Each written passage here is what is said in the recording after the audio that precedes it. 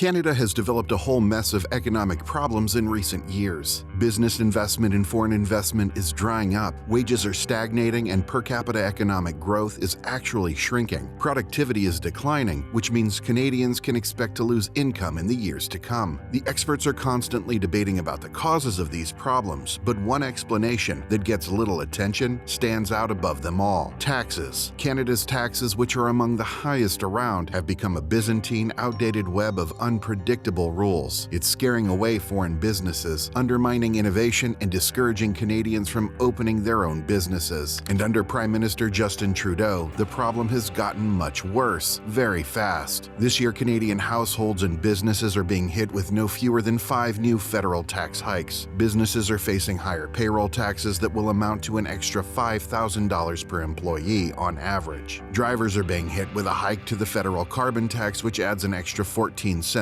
per liter at the gas pump. Even with the carbon tax rebate checks the government is sending out, Canadians will still be paying between $400 and $850 more in gas costs per year after the latest increase. Mandatory contributions to the Canada Pension Plan are going up, and so are the mandatory contributions to the Employment Insurance Program. And then there's the alcohol escalator tax that will add 6.3% to the cost of booze. Most of these taxes are regressive. They're going to hit low-income families in the middle class much harder than they hit the wealthy. The cost of gas, unemployment insurance, and the retirement premiums are a tiny part of wealthy people's income, but they are a major cost for everyone else. And that's just the federal taxes. This year and over the next few years, many Canadians can expect to see serious increases in municipal taxes. Canadian cities have become addicted to the revenue generated by the housing market. For a deeper dive into that topic, check out our recent video on Canada's massive housing bubble. Right now, as developers pull back on new home construction, that revenue is drying up. Cities across the country are facing massive budget holes, and their solution is simple: raise taxes. The city of Toronto just raised taxes on sales of high-end houses, and they've gone to the provincial government to ask for permission to create a municipal sales tax. In Vancouver, if current spending doesn't change, the city administration says property taxes will have to rise by 9% each year for the next 5 years. That means that residents of Vancouver could see a cumulative total increase in their property tax bill of 54% over 5 years. The average property tax in Vancouver today is $3,000. 5 years from now, it could be above $4,500. Montreal and Ottawa are also facing municipal tax hikes, but maybe no city is facing a tax hike as large as the Toronto suburb of Markham. City management recently unveiled a plan to raise property taxes by 6.4% this year and 93.3% over the 2 years after that. That's a total of 97.7% over 3 years. Markham residents are about to see their property taxes double, and all of that is on top of Canada's already high taxes, the country's shortage of doctors, its uncompetitive export sector, its stagnating wages. All of this is linked to Canada's high taxes and its outdated tax system. Let's start with a look at personal income taxes. A generation ago, Canadians were angry about having some of the highest income taxes of any wealthy country. The news media was full of reports comparing taxes in Canada to taxes in the United States and other countries, and Canada didn't compare well. So starting in the 1990s, politicians began introducing tax cuts, or at least they said they did. What they were really doing was tweaking the numbers to make Canada look better in the statistics when compared to other countries. But the reality is different. Take, for instance, Canada's top income tax rate. When adding up federal and provincial taxes, the highest tax rate in Canada is between 50 and 55% in most Canadian provinces. Only in Alberta and Saskatchewan does the top tax rate fall below 50%. Now, that's not unusual for wealthy countries. At the current level, Canada's top tax rate is similar to that of France, Germany, and Japan. But here's the trick: the amount of money you need to earn to hit that top tax rate is much lower in Canada than it is in those other countries. In Germany, to pay taxes above 50% of your income, you need to make the equivalent of around $350,000 US. In Japan, you need to make nearly $500,000, and in France, you need to make around $700,000. But in Canada, you only need to make around $170,000 US to get hit with the top tax rate above 50%. What this means is that unlike France or Japan, the high top tax rate doesn't just hit the richest people in society, the senior executives and the millionaire business owners. It hits hardworking professionals like doctors or software engineers in their peak earning years. In Ontario, a high-skilled worker earning the equivalent of $170,000 US a year pays 53.5% of their income in taxes. In In California, which is notorious in the US for having high taxes, they pay 41.3%. If you want to understand why Canada has a constant doctor shortage, why Canadian doctors keep leaving for the United States, take a close look at taxes. But that's just one small piece of the puzzle. There's also the question of business taxes, and on that front, Canada is quickly losing its competitive edge. Until recently, Canada's corporate taxes were fairly competitive with the basic corporate tax at 26%. But in 2017, the Trump administration and congressional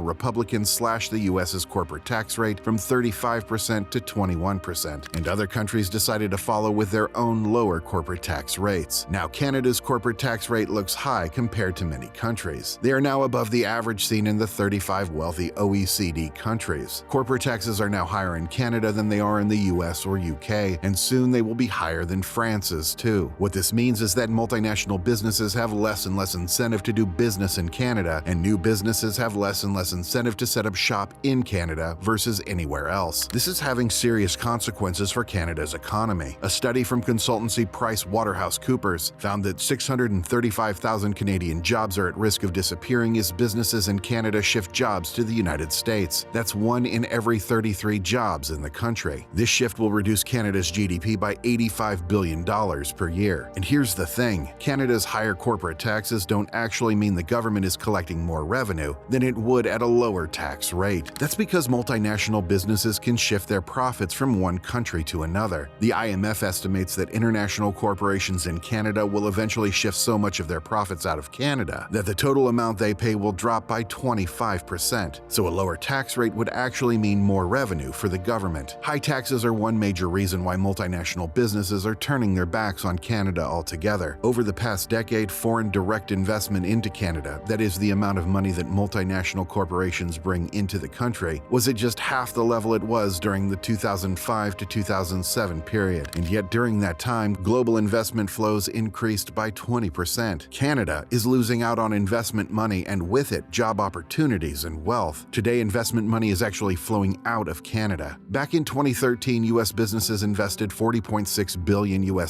into Canada, while Canadian businesses invested $25.7 billion into the US, which meant that Canada saw a net inflow of investment money of about $15 billion that year. But by 2017, that had reversed. US businesses invested just $23.1 billion into Canada, while Canadian investment in the US tripled to $81.9 billion. That's right, even Canadian companies would rather invest in the US, which means that year, nearly $60 billion of investment flowed out of Canada. This can't go on forever. Canada can't keep on losing money at this pace. Eventually, something is going to break. A recent academic study looking at this problem put it like this. Put simply, Canada and other countries will face a drop in revenue while the US gains revenue. Alarm bells should be ringing among public policymakers in Canada and elsewhere, since research shows that taxes are a significant factor in multinationals' decision on where to invest globally and how to finance it.